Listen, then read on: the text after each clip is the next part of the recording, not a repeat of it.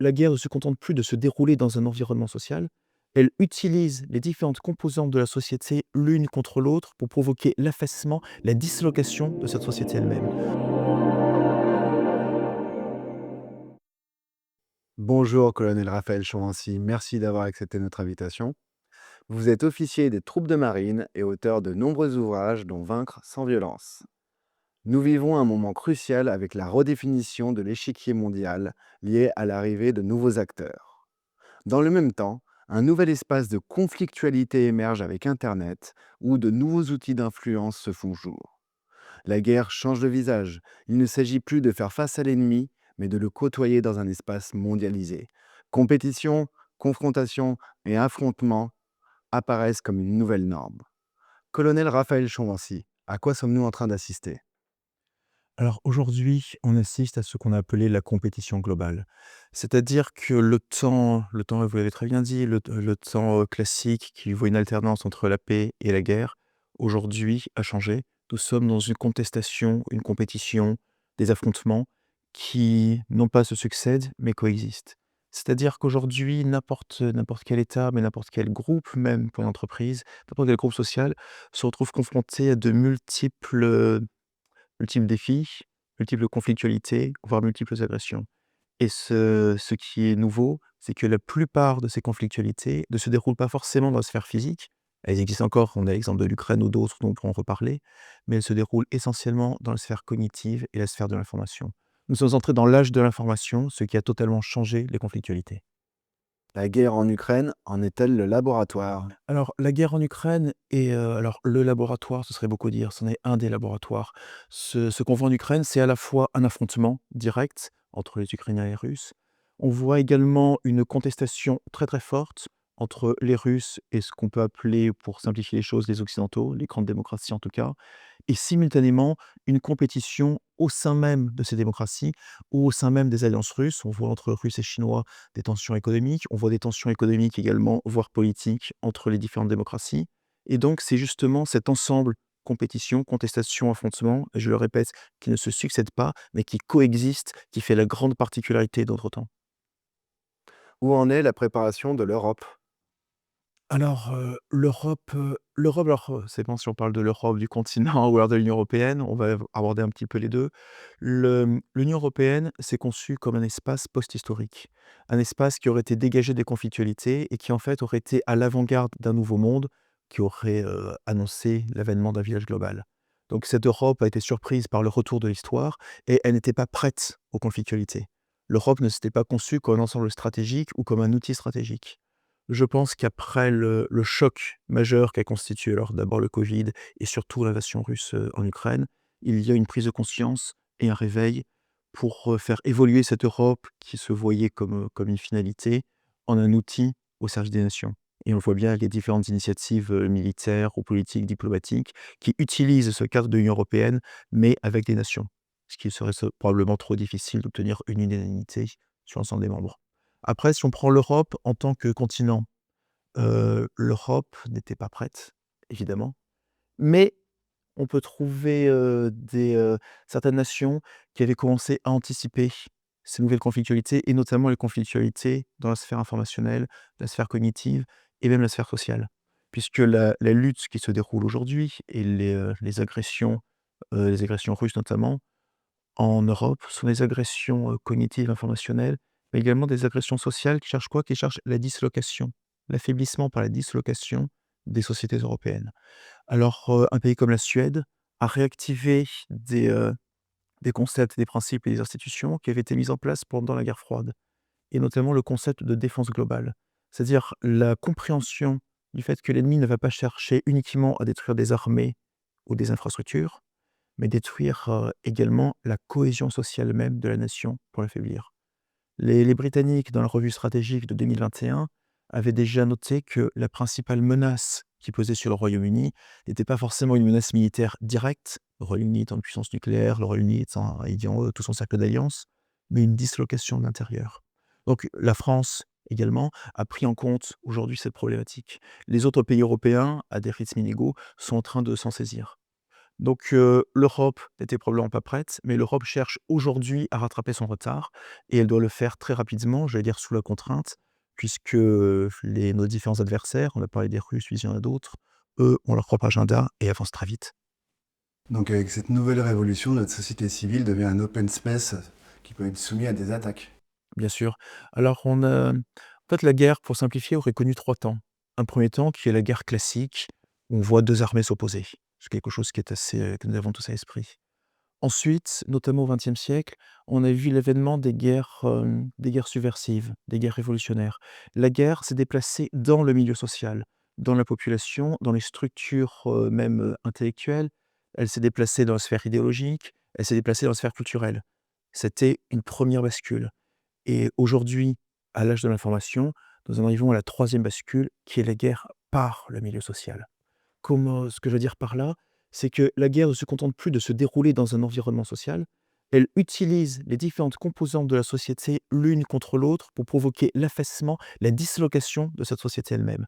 En attaquant quoi? En attaquant les critères de légitimité, en attaquant, même les critères d'analyse, en attaquant la volonté d'un groupe, en attaquant également ses structures. Alors ça peut être ses structures intellectuelles, mais ses structures sociales également.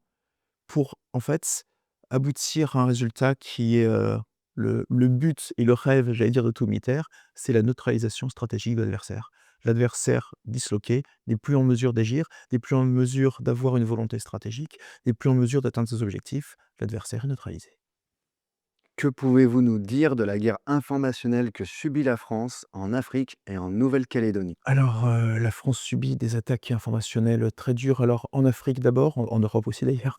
En Afrique d'abord, l'Afrique a servi pour le coup de laboratoire aux Russes dans leurs attaques contre la France, avec un déferlement de fake news qui est absolument sidérant, un déferlement d'intoxication et qui se base sur les principes essentiels de la guerre de l'information.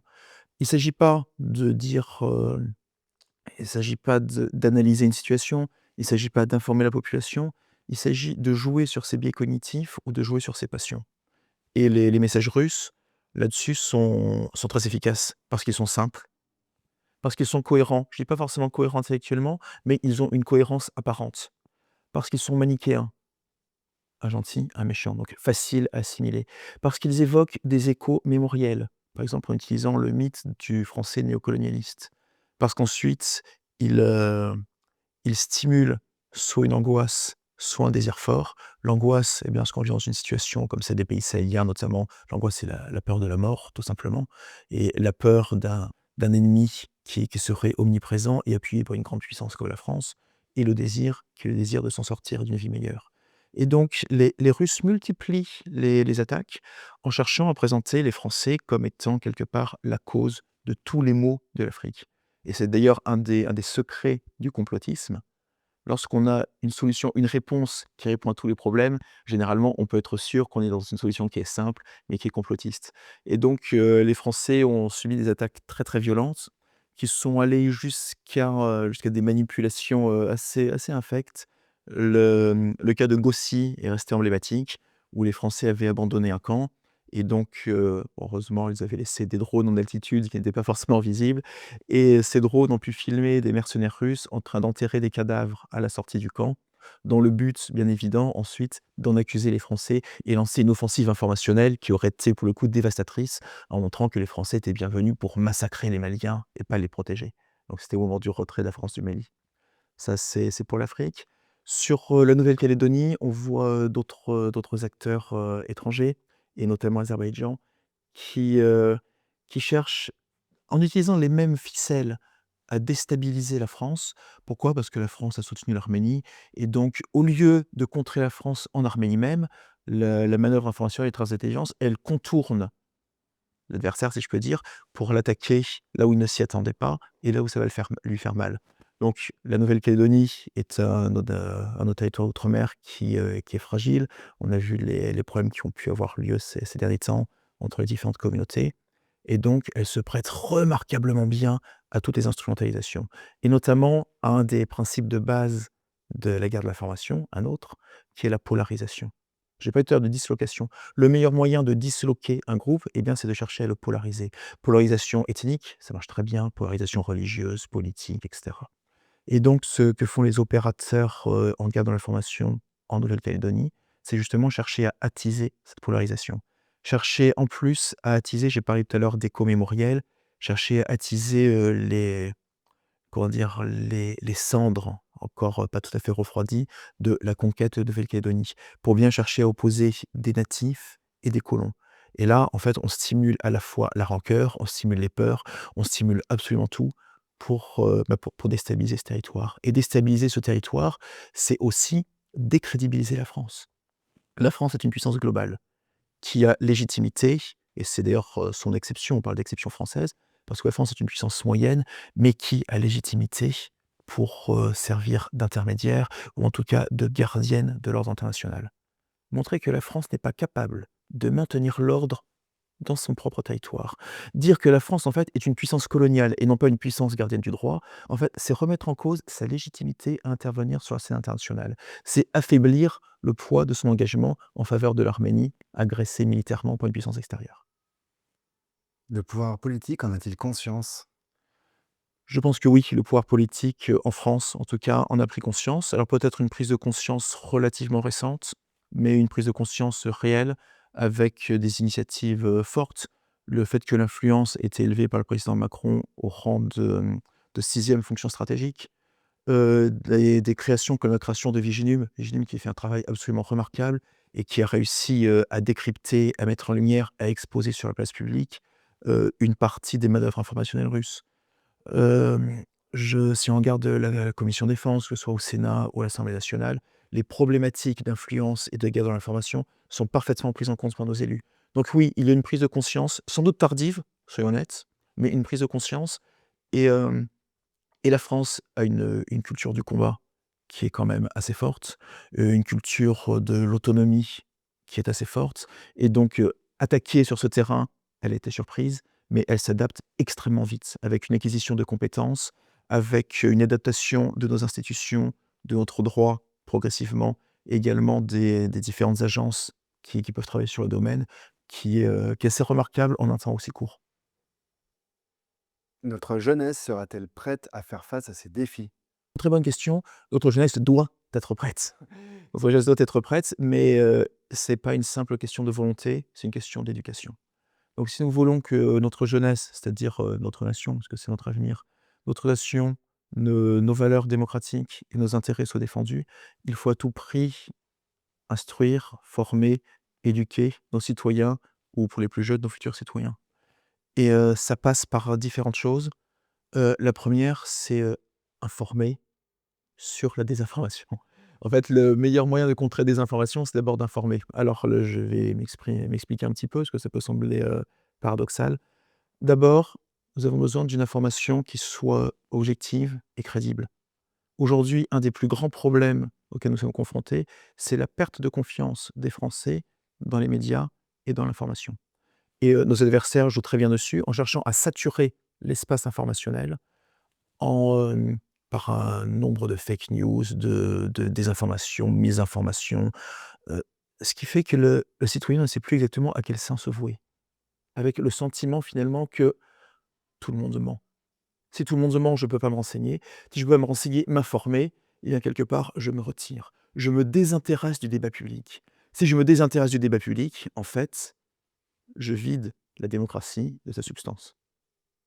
Donc là, c'est déjà quelque chose sur lequel il faut travailler. C'est avoir une information objective, digne de confiance et qui en plus donne confiance à nos citoyens. Ensuite, informer nos concitoyens sur les différentes méthodes de manipulation. Donc j'en ai évoqué quelques-unes, dans cet entretien. Il y en a beaucoup d'autres que je décris dans mon livre. Heu, les informer pour que nos citoyens sachent identifier une manipulation. Alors il y a eu des initiatives assez intéressantes dans ce domaine. Les Finlandais éduquent leurs enfants aux médias dès le plus jeune âge. C'est quelque chose qui pourrait peut-être être transposé en France. Les anglo-saxons, je crois que c'est en Australie notamment, sont livrés à des expériences intéressantes, d'inoculation. Alors l'inoculation informationnelle, qu'est-ce que c'est? C'est comme une espèce de vaccination. Alors ça marche pas forcément, à tous les coups, mais l'idée est de montrer de courtes vidéos des vidéos qui cherchent à manipuler les spectateurs et ensuite de les décrypter en expliquant quelles en sont les différentes séquences et quelles sont les ficelles qui ont été utilisées. Ce qui fait que les personnes qui ont vu un certain nombre de ces vidéos, lorsqu'elles vont se retrouver ensuite confrontées à de vraies tentatives de manipulation, auront comme une espèce d'éveil cognitif qui les mettra en garde. «Ah oui, mais j'ai déjà vu cette manière de jouer sur mes sentiments, sur mes passions, en écartant tout esprit critique et c'est quelque chose que j'ai déjà vu. Ça me rappelle ces vidéos de manipulation que j'ai vues» et en fait, ça permet de renforcer en partie les mécanismes de défense individuels et collectifs. D'autres, d'autres petites choses pour identifier une manipulation, eh bien, la première chose à faire est de chercher à croiser ses sources et ça doit devenir un réflexe pour chacun d'entre nous. On peut pas le faire pour tous les sujets, bien évidemment, mais pour les sujets principaux, croiser les sources. Non seulement les croiser, mais identifier les sources. Parce que si on identifie la source, on va savoir quel est son but. Est-ce qu'on a une source cherche à informer? Est-ce que c'est une source qui est liée à un parti politique, à un groupe? Donc ça permet déjà de savoir où l'émetteur de l'information va nous amener. Ensuite, j'ai parlé de passion tout à l'heure et je reviens dessus parce que c'est important. L'homme analyse une situation de 2 manières. C'est ce que le prix Nobel, comment dire? Ah mince, Kahneman pardon, avait établi, le système 1 et le système 2. Donc il y a un système qui est le système, cognitif, intellectuel, critique, analytique. C'est celui qu'on utilise le moins et il y a le deuxième système, le système 2, qui est le système des biais cognitifs et qui en fait va permettre d'apporter une réponse instantanée à une question ou une problématique. Et en fait, lorsqu'une information cherche à stimuler, nos passions, peur, colère, envie, elle va stimuler essentiellement nos biais cognitifs. Alors évidemment, c'est très prenant parce qu'on s'engage beaucoup plus facilement dans cette information, mais on laisse de côté notre esprit critique. Donc avoir en tête que lorsqu'une information provoque chez nous un très fort sentiment, c'est une information sur laquelle il faut prendre un petit peu de recul pour l'analyser. Peut-être que ce sentiment d'indignation, de colère ou autre est parfaitement justifié, bien évidemment, mais ne pas se limiter à ça, prendre un petit peu de recul pour ramener cette information dans l'espace critique. Question bonus. Que signifie aujourd'hui être français dans ce nouveau monde? Alors, très bonne question encore une fois et une question qui va d'abord avant d'y répondre, qui va appeler une remarque. Se poser la question de ce qu'est être français est déjà une marque de vulnérabilité. C'est une question qui ne se posait pas il y a 30 ou 40 ans. Aujourd'hui, on se demande ce qu'est être français et c'est d'ailleurs une des marques d'un début de dislocation. Si on se demande ce qu'est être français, c'est-à-dire on se demande ce que nous faisons ensemble. Quel est notre destin collectif? Quelle est notre vocation historique collective? Et finalement, quelle est notre volonté stratégique collective? Donc, en arriver à pouvoir se demander ce que c'est être français, c'est déjà une marque de faiblesse. Donc la première chose, c'est, d'abord d'être capable, eh bien, de nous réarmer moralement en s'entendant effectivement sur ce qu'est être français. Être français, c'est participer à un destin commun, c'est être les héritiers d'une histoire, c'est être aussi les héritiers d'une certaine vision de l'homme. Être français, c'est pas simplement partager une histoire, que ce soit une histoire qu'on partage parce qu'on en a hérité, que nos ancêtres l'ont faite ou parce qu'on y a adhéré volontairement. C'est que la nation française accueille aussi, des éléments extérieurs à partir du moment où on se reconnaît dans cette histoire de nos valeurs. Être français, c'est une manière d'être un homme. C'est une certaine manière de concevoir la liberté. C'est une certaine manière de concevoir les rapports entre les hommes et les femmes. C'est une certaine manière de concevoir l'investissement du citoyen. C'est une certaine manière également de concevoir le monde, non pas comme, une simple arène de rapport de force, tout en ayant la lucidité d'être fort dans ce monde, mais pas comme une simple arène de rapport de force, mais avec la volonté de chercher à rendre ce monde un petit peu meilleur. Être français, c'est à la fois être pragmatique pour défendre nos intérêts, pour défendre nos valeurs et c'est peut-être aussi avoir une petite touche d'idéalisme pour vouloir un monde qui soit alors peut-être pas parfait, mais un monde qui soit moins mauvais.